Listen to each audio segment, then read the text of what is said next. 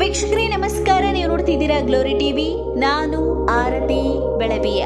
ವೀಕ್ಷಕರೇ, ಜನರು ತಮ್ಮ ಜೀವಿತಾವಧಿಯಲ್ಲಿ ಒಮ್ಮೆಯಾದರೂ ದರ್ಶನ ಮಾಡಬೇಕೆಂದು ಬಯಸುವ ಪವಿತ್ರ ಸ್ಥಳಗಳಲ್ಲಿ ಸವದತ್ತಿ ರೇಣುಕಾ ಯಲ್ಲಮ್ಮ ದೇವಿಯ ದೇವಾಲಯವು ಒಂದಾಗಿದೆ.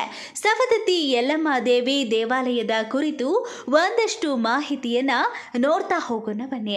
ಹೌದು, ಸವದತ್ತಿ ರೇಣುಕಾ ಯಲ್ಲಮ್ಮ ದೇವಸ್ಥಾನವು ಬೆಳಗಾವಿ ಜಿಲ್ಲೆಯಲ್ಲಿ ತನ್ನ ಜಿಲ್ಲಾ ಕೇಂದ್ರದಿಂದ 70 ಕಿಲೋಮೀಟರ್ ಮತ್ತು ಧಾರವಾಡದಿಂದ 38 ಕಿಲೋಮೀಟರ್ ದೂರದಲ್ಲಿರುವ ಅತ್ಯಂತ ಪ್ರಸಿದ್ಧ ಮತ್ತು ಶಕ್ತಿಶಾಲಿ ದೇವಿಯ ದೇವಾಲಯವಾಗಿದೆ. ಈ ದೇವಾಲಯ ಯಲ್ಲಮ್ಮ ಎಂದು ಕರೆಯಲ್ಪಡುವ ರೇಣುಕಾ ದೇವಿಗೆ ಸಮರ್ಪಿತವಾಗಿದ್ದು, ಇದು ಅದ್ಭುತ ಮತ್ತು ಪುರಾತನ ದೇವಾಲಯವಾಗಿ ಹೆಚ್ಚು ಜನಪ್ರಿಯತೆಯನ್ನ ಹೊಂದಿದೆ. ಈ ದೇವಾಲಯವು ಸವದತ್ತಿ ಪಟ್ಟಣದಿಂದ ಸುಮಾರು 5 ಕಿಲೋಮೀಟರ್ ದೂರದಲ್ಲಿರುವ ಯಲ್ಲಮ್ಮನ ಗುಡ್ಡವಿದೆ. ಯಲ್ಲಮ್ಮ ದೇವಿ ದೇವಸ್ಥಾನ ಸವದತ್ತಿ ಬಳಿ ಇರುವ ಯಲ್ಲಮ್ಮ ಗುಡ್ಡದಲ್ಲಿ ನೆಲೆ ನಿಂತಿರುವ ದೇವಿಯ ದೇವಾಲಯವಾಗಿದೆ. ಸವದತ್ತಿಯು ಪ್ರಾಚೀನ ಪಟ್ಟಣವಾಗಿದ್ದು, ಇದು ರೆಡ್ಡ ರಾಜವಂಶದ ಮೊದಲ ರಾಜಧಾನಿಯಾಗಿತ್ತು ಎನ್ನುವಂತಹ ಉಲ್ಲೇಖವೂ ಇದೆ. ಇದು ಜಮದಗ್ನಿಯ ಹೆಂಡತಿ ಮತ್ತು ಪರಶುರಾಮನ ತಾಯಿಯಾದ ರೇಣುಕಾಗೆ ಸಂಬಂಧಪಟ್ಟಿರುವ ದೇವಾಲಯವಾಗಿದ್ದು, ಅವರ ಕಥೆಯನ್ನ ಪುರಾಣಗಳಲ್ಲಿ ಹೇಳಲಾಗಿದೆ. ಇದು ಜಮದಗ್ನಿಯ ಹೆಂಡತಿ ಮತ್ತು ಪರಶುರಾಮನ ತಾಯಿಯಾದ ರೇಣುಕಾಗೆ ಸಂಬಂಧಪಟ್ಟಿರುವ ದೇವಾಲಯವಾಗಿದ್ದು, ಅವರ ಕಥೆಯನ್ನ ಪುರಾಣಗಳಲ್ಲಿ ಹೇಳಲಾಗಿದೆ.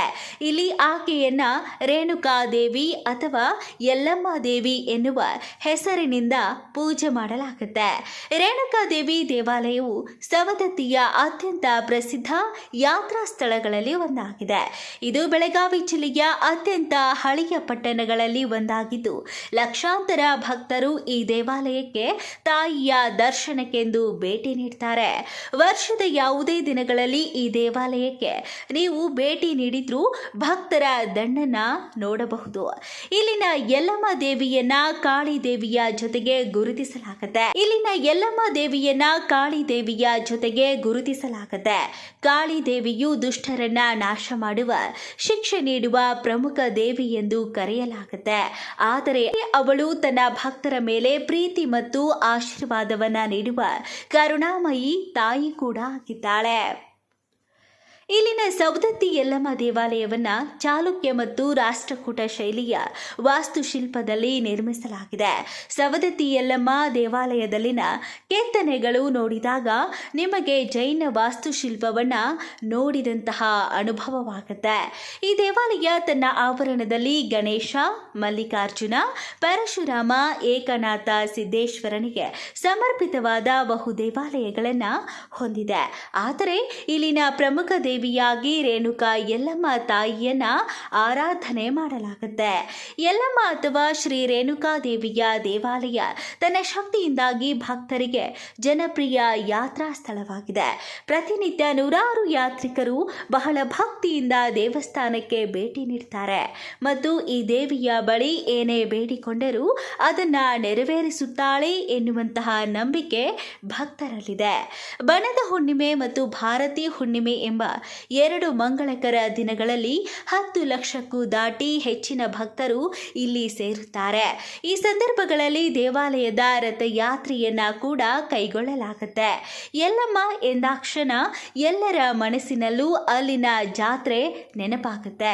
ಯಾಕಂದ್ರೆ ಸವದತ್ತಿ ಜಾತ್ರೆಯು ಹೆಚ್ಚು ಜನ ಸೇರುವ ಜಾತ್ರೆಗಳಲ್ಲಿ ಒಂದಾಗಿದೆ.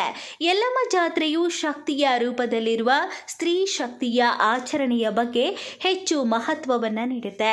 ಈ ಜಾತ್ರೆಯ ಸಮಯದಲ್ಲಿ ದೇವಾಲಯದ ಗರ್ಭಗುಡಿಯಲ್ಲಿರುವ ಯಲ್ಲಮ್ಮ ದೇವಿಯ ವಿಗ್ರಹವನ್ನ ಮೆರವಣಿಗೆಯಲ್ಲಿ ತೆಗೆದುಕೊಂಡು ಹೋಗಲಾಗುತ್ತೆ ಮತ್ತು ಅವಳನ್ನ ಶಕ್ತಿ ದೇವತೆ ಎಂದು ಪೂಜೆ ಮಾಡಲಾಗುತ್ತೆ.